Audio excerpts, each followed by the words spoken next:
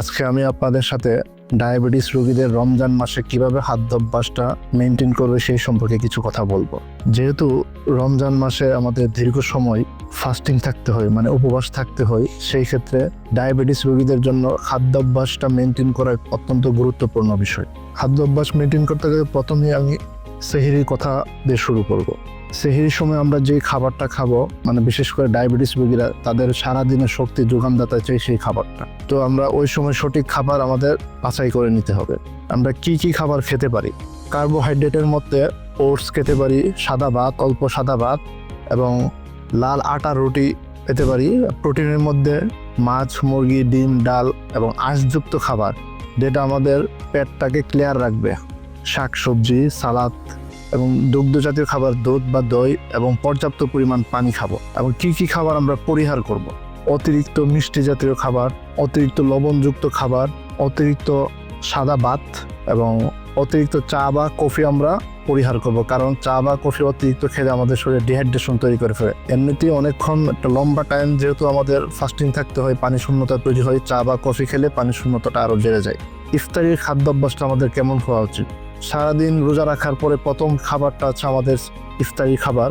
ওই সময় যদি হঠাৎ করে আমরা অতিরিক্ত খাবার খেয়ে ফেলি, তাহলে হঠাৎ করে শরীরে রক্তে গ্লুকোজের পরিমাণ অনেক বেড়ে যায়। তো আমরা এটা একটা নিয়মের মাধ্যমে খাবো।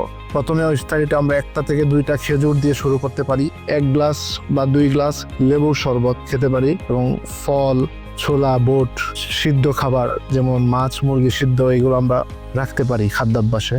এবং কি আমরা পরিহার করব?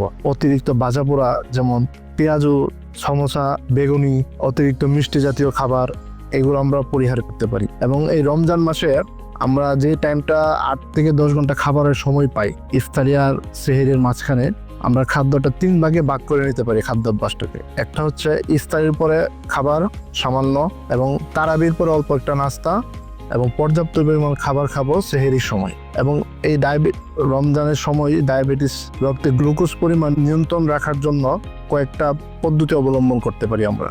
যেমন দিনে 2 থেকে 3 বার করে আমরা ডায়াবেটিস লেভেলটা চেক করতে পারি। অতিরিক্ত যাতে শরীর না ঘামে সেই দিকে একটু খেয়াল রাখতে হবে, যাতে পানি শূন্যতা না হয়ে যায়। এবং যারা ওষুধ এবং ইনসুলিন নেই, তারা ডাক্তারের শরণাপন্ন হয়ে পরিমিত ডোজে ওষুধ ইনসুলিন নিতে হবে। কখন আমরা রোজা রাখবো? তার মধ্যে প্রথমে হচ্ছে যদি কারো ঘন মানে বারবার রক্তে গ্লুকোজের পরিমাণটা কমে যায় এবং গুরুতর অসুস্থ থাকে, কিডনি বা হার্টের জটিলতা আছে এবং গর্ভ অবস্থা মহিলাদের ক্ষেত্রে আমরা রোজা রাখবো না। আজকের মতো এখানেই শেষ করলাম। আল্লাহ তাআলা আমাদের সবাইকে নিরাপদে রোজা রাখার তৌফিক দান করুক। আসসালামু আলাইকুম। আমি doctor Mohammad Palash Mia, MBBS, Gopalganj medical college, BCS স্বাস্থ্য, কর্মরত আছি আশুগঞ্জ উপজেলা স্বাস্থ্য complex, FCPS final part, endocrinology and metabolism. লাবিটাতে এখন নিয়মিত রোগী দেখতেছি।